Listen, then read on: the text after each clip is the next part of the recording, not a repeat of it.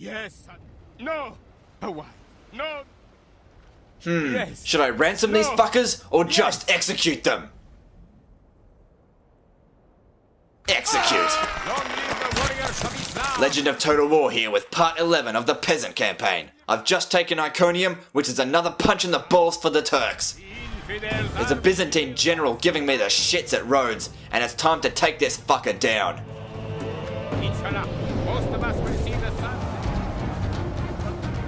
I've surrounded the whole army force with my peasants. The catapults are no problem, but the Byzantine general is going to cause my guys a lot of casualties.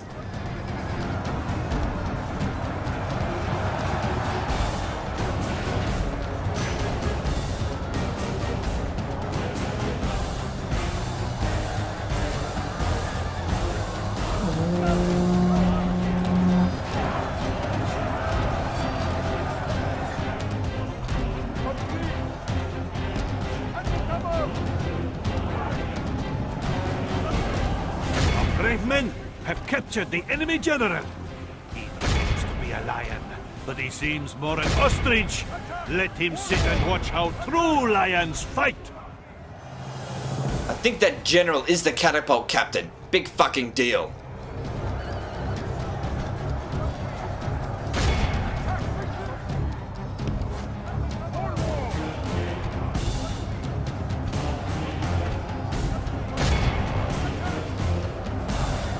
The enemy are badly bloodied. They have lost half their men. It looks like this ass weasel is going to try and escape. Not today, fuckface.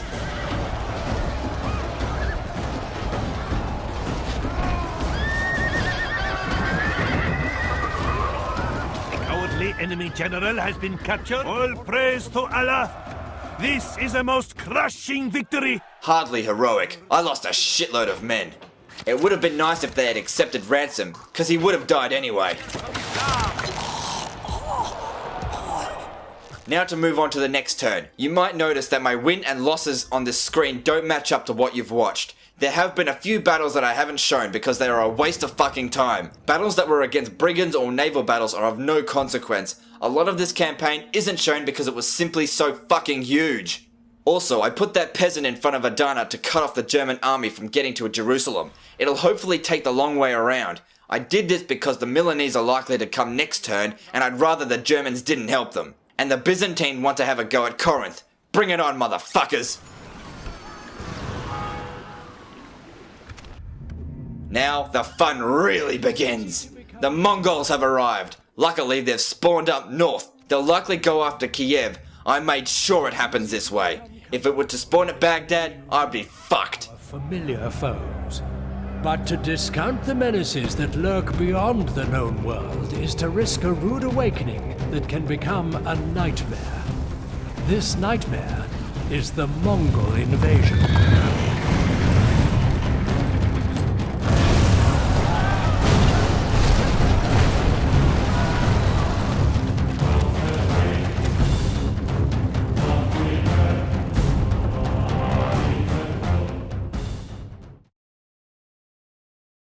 Moving on, there's a rebel force near Antioch and it's been annoying me for a while.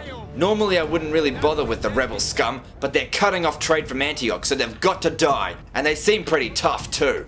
Like all battles before, my main objective is to surround the enemy and induce fear into their ranks. Because as we all know by now, morale is everything.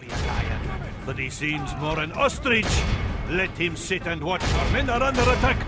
We must act now.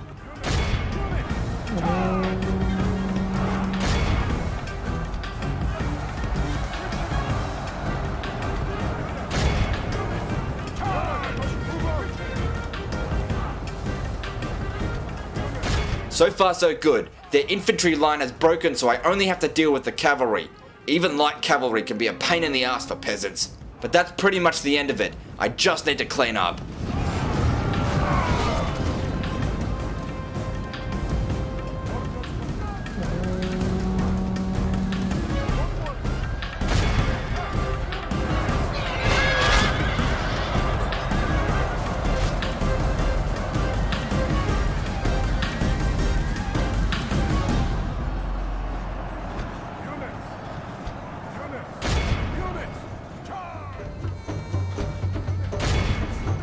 enemy flees before us like a hare. All praise to Allah.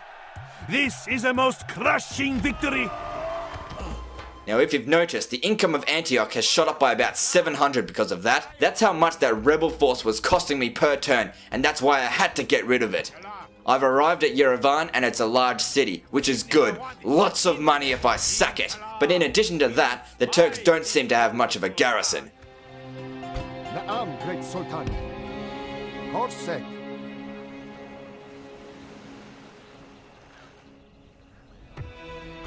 And at Kaffa, which is also Turk controlled, I land my men and besiege it. It's also got a shit garrison. I'll hide my boats from the Byzantines so they don't attack me. It probably won't work since they don't have fog of war.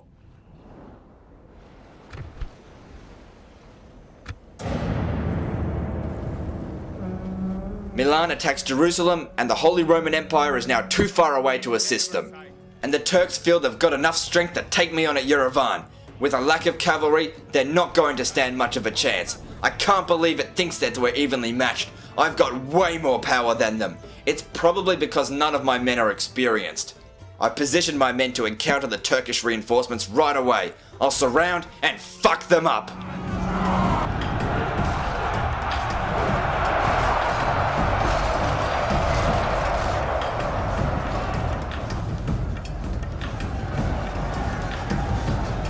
Enemy are badly bloodied.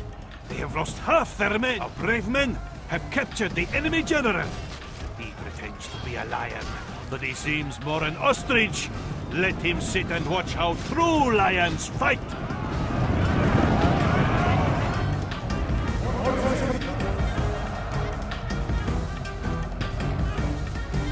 Now for the second army, which is bigger. I'll do the same fucking thing.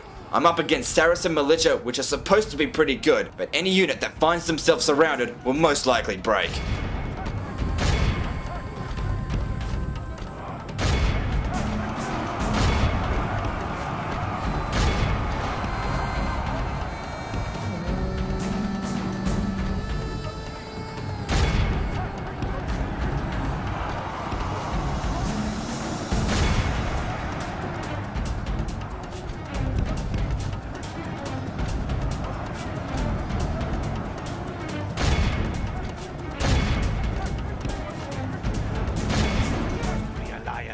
But he seems As I said, I was way more powerful than them. I probably could have won this without using the envelopment technique. Your name will live in marble, and our foes in sand. Like and subscribe. Part 12 is next, and don't forget to visit me on Facebook.